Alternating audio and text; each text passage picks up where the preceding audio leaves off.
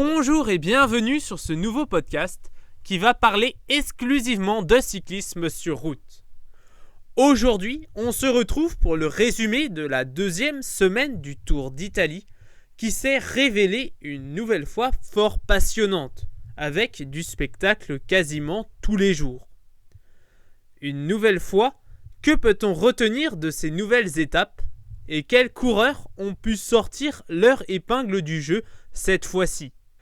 Cette nouvelle semaine de course a fort bien commencé pour les Français avec la victoire du jeune Valentin Paré-Peintre qui vient offrir le premier bouquet à son équipe sur ce Giro. Il a devancé un autre Français, Romain Bardet, au sommet de la Boca della Selva en échappée. Le peloton des favoris arrive groupé à plus de 3 minutes, réglé au sprint par Ben O'Connor. Une journée parfaite pour Decathlon AG2R.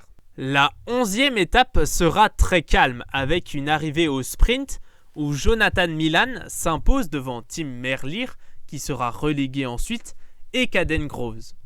Giovanni Lonardi et Laurence Pitti complétaient le top 5.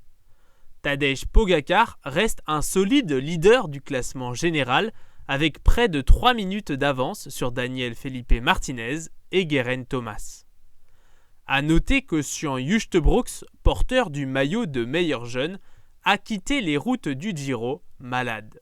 La 12e étape sera certainement l'étape qui restera comme une des plus belles histoires de ce Tour d'Italie, avec la grande échappée de Julian Alaphilippe et de Mirko Maestri sans qui rien n'aurait été possible. Au bout de 120 km d'échappée, le Français vient compléter la liste de ses compatriotes ayant réalisé le triptyque de victoires sur les grands tours en s'imposant en solitaire à Fano. Il rejoint Jean Stablinski, Jacques Anquetil, Bernard Hinault, Laurent Fignon, Jean-François Bernard, Charlie Mottet, Thierry Marey, Laurent Jalabert et Thibaut Pinot dans cette liste assez courte.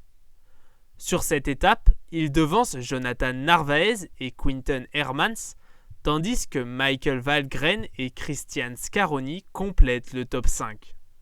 La situation reste inchangée au niveau des favoris. La 13e étape est arrivée au sprint malgré des tentatives de bordure sur l'étape la plus plate de ce Giro.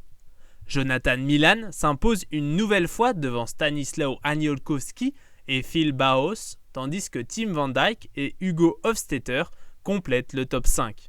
Le deuxième contre-la-montre individuel a été cette fois-ci remporté par Filippo Ganna à une vitesse de 53,4 km/h avec 29 secondes d'avance sur Tadej Pogačar et 1 minute 07 sur Thymen Arensman. Geraint Thomas et Luke Plapp complètent le top 5. Tadej Pogačar accentue un peu plus son avance au classement général, tandis que Geraint Thomas et Daniel Felipe Martinez ont échangé leur position. La 15e étape était une des étapes de montagne les plus difficiles de ce Giro 2024. Une très grosse échappée a pu se former avant de s'éparpiller dans la montée du Mortirolo. Les dernières échappées à avoir été reprises par le numéro de Tadej Pogačar sont Georg Steinhauser et Nairo Quintana, repris à 2 km de l'arrivée. Du côté des mortels, Romain Bardet finit 4e de l'étape en ayant anticipé le duel entre Daniel Felipe Martinez et Geraint Thomas. Les deux coureurs ayant lâché beaucoup de temps aujourd'hui sont Lorenzo Fortunato et Alex Baudin qui a vraiment craqué.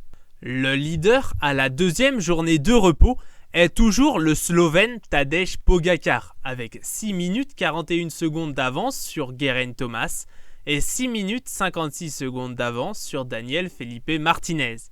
Ben O'Connor et Antonio Tiberi complètent le top 5. Côté français, on a Romain Bardet à presque 11 minutes et Alex Baudin à plus de 23 minutes. Le classement des jeunes est toujours dominé par deux coureurs maintenant, Antonio Tiberi et Thymen Arensman, avec seulement 19 secondes de différence. Filippo Zanna est maintenant en embuscade à 1 minute 45, tandis que Davide Piganzoli et Alex Baudin complètent le top 5. Le sprinter le plus régulier n'est autre que Jonathan Milan avec ses 3 victoires d'étape et ses 284 points. Caden Gross avec 175 points et Tim Merlier avec 93 points complètent le podium. Le meilleur grimpeur, sauf surprise, devrait être Tadej Pogačar, avec déjà un peu moins de 100 points d'avance sur son dauphin, Simon Geschke, ainsi que sur les autres coureurs comme Nairo Quintana, Christian Scaroni ou Daniel Felipe Martinez. Le classement par équipe est très serré entre Ineos Grenadier et Decathlon AG2R La Mondiale Team, puisque seulement 14 secondes séparent ces deux équipes. Les chronos étant passés, la montagne devrait les séparer. UAE Team Emirates sont à 27 minutes 40, tandis que Bora Hansgrohe est repoussé à plus d'une demi-heure. Des coureurs s'étant illustrés sur cette nouvelle semaine et ayant réussi ce Giro sont Tadej Pogačar. Il ajoute une 4e victoire d'étape à son palmarès. Il paraît surtout intouchable avec une très large avance au classement général. Il portera le maillot rose pour un 15e jour successif lors de la 16e étape. Jonathan Milan. Avec ses 3 succès pour l'instant, il est bien installé au classement par points avec une avance confortable. Il lui reste encore quelques occasions pour lever encore les bras et rapporter son maillot à Rome. Julian Alaphilippe. Il s'est illustré et il a maintenant réussi. Grâce à son échappée magistrale en compagnie d'un vaillant Mirko Maestri lors de l'étape des murs entre Martin Sicuro et Fano, il a pu s'imposer à son tour en solitaire. Il s'est aussi échappé 2 autres jours, notamment lors de l'étape 15 en étant parmi les 10 derniers coureurs de l'échappée à avoir tenté de résister au retour du peloton des favoris. La dernière montée lui aura finalement été fatale.